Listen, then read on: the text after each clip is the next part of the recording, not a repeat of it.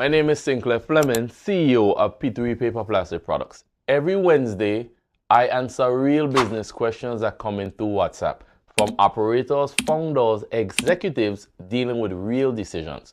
No theory, no motivation, just actually how this works in real business life. If you're building, scaling, trying to avoid expensive mistakes, this series is for you.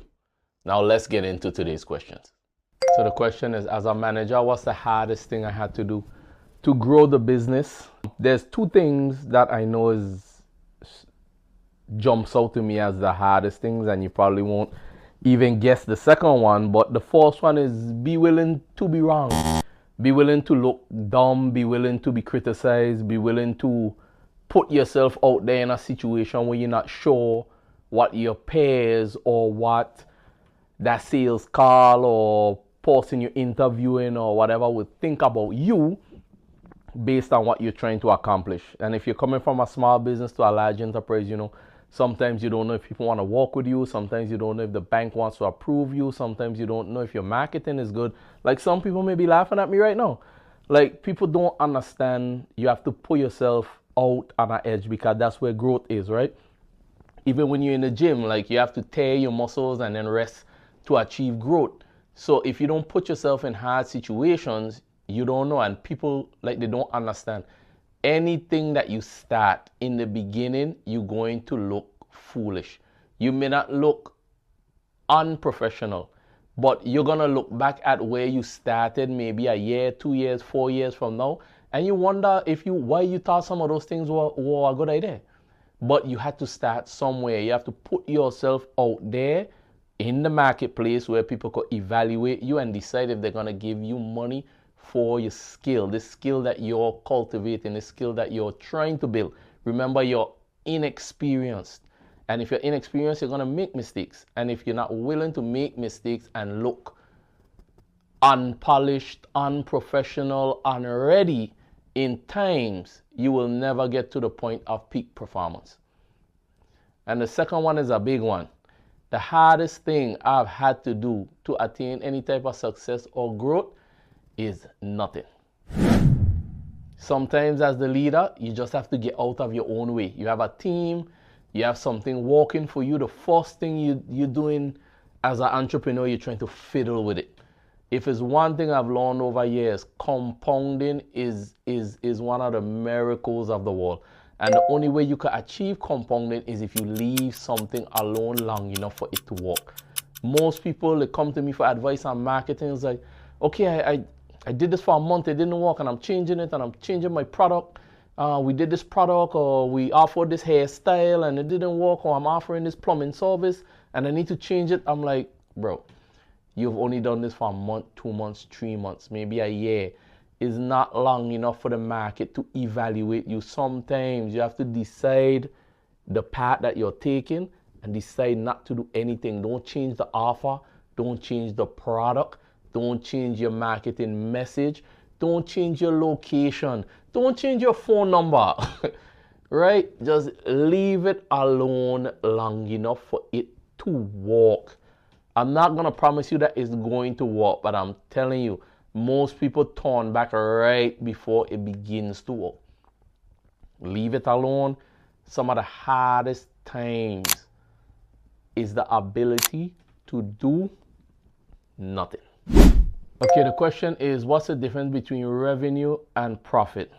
Okay, so this is an easy one. You could Google it. Revenue is what you make, profit is what you keep.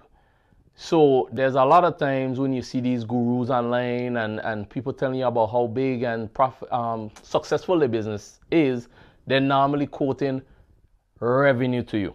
I'm telling people say it's hard to make $1 million. It's easy to make $1 million. Just start with 2. You could start with $2 million, do $1 million worth of advertising and make $1 million, but you're still down $1 million from where you started. Right? The business needs to sustain itself. Revenue is just what you make or you take in a month. But you still have your operational expense. You still have all of your utilities. You still have your salaries. You still have your taxes. You have all these different things that then determine if the business is doing the thing it's supposed to do. If you made $10,000 for the month and all of your bills add up to $12,000 and you need to get a part-time job to put in $2,000 to keep going, then your business is not profitable. Now, I'm not saying at that point you need to stop. Sometimes certain businesses don't make money until it get to a certain level. Not all businesses, but sometimes this is how it goes. But you need to understand which industry you're in and how much cash flow do you have. Do you have money saved? Do you have money coming up? Do you have investors? Like, what's the plan? Because we see a lot of people, they have these side hustles, businesses, and they have full-time jobs. And they're paying people to be inside of the business, but every month they're taking their salary to subsidize the business. So they have revenue, they're making money. And the staff see that they're making money, but they don't see all of the rent, gas expense, cellular phone, taxes, whatever you pay in the background. And then by the time it's over, you don't have any money. And actually you're losing money. Like, if you shut down the business, you would have more money if you shut down the business. So this is the difference between revenue and profit. Profit is that money at the end that you keep. The money that you're able to either use on yourself or your family or reinvest it back into the business. Pro tip, a lot of persons I see, and I used to be one of them as well, any profit I make, I would put it back into the business because I wanted to get to escape velocity, right? I wanted to get to a certain size that the business can pay me. Now I've read this book, Profit Force, Mike Michalowicz. We'll put it up on the screen. And it teaches you that you need to have a salary, right? Give yourself a salary. So what I've been doing for a lot of years, even though I would still reinvest my salary, I would still make the business pay me the salary. I will put it in a separate account, like a reserve or a contingency account or whatever. And the money would just be piling up there, piling up there, piling up there every 15th, every 30th. If something were to happen and the business needed a capital injection, I wouldn't have to now run to the bank, run to investors, run to financing. I have all of my salary contributions that was on the side that I wasn't using, right? Maybe the business was paying for my clothes and my rent or whatever as a CEO and the owner. Maybe that was a business expense because you're spending all your time at the business. You would structure it the way you see fit. But it's always good to let the business pay you in a separate account, even if you have to give the business back that money as a loan that you can record later in life as a dividend or a capital injection or whatever. So the question is, when do you know to close your business because it's not profitable or it's not serving you in the way it should? This is a personal decision for everyone because sometimes it's ideological. Sometimes it's something that you really want so bad that you don't know when to stop because you're hopeful, right? You're optimistic. That's why you became an entrepreneur and a business owner in the first place. You were optimistic that you could create value to the customers that you have and move. But there are times when the seasons change and there's times when the operational factors change. For example, maybe the government passed some law and now the thing isn't working, or you did your numbers but your rent was raised and your gas expense, or you do deliveries and your courier expense was raised, and now you can't change your pricing because you're already locked into contracts with some of your customers. So it's according to if it's a figures thing or if it's a volume thing. Because there's a saying you hear in sales all the time, sales solves all. And if you could get more leads and more customers closed, you get more revenue, which gives you more cash flow, which gives you a chance to live another day. Because even if you have revenue and cash flow, you might still not have profit, but at least you live to fight another day until you could be profitable. Now, one of the things you should do before you assess closing is to figure out where your pain points are. A lot of the times it's because the people that we see, they have a few customers and they're key customers, and they do whatever it takes to keep those customers, and they end up either shaving the price or having high logistical factors to please these people or whatever. There's something we say, fire bad customers. But if you only have 2 or 3, and that's your main key customers that's giving you most 80% of your revenue, you can't negotiate from a position of strength. You can't raise your prices. You can't do anything, because if they stop using your service, your business goes bankrupt immediately. So a lot of the times we try to get people in the books understanding why the revenue is so low, or if the revenue is high, why is the operational expense so high? And then we try to interject different verticals, right? Like, for example, with McDonald's, they don't really make money on burgers, they make money on fries. If they were to ever stop selling those fries, McDonald's will go bankrupt.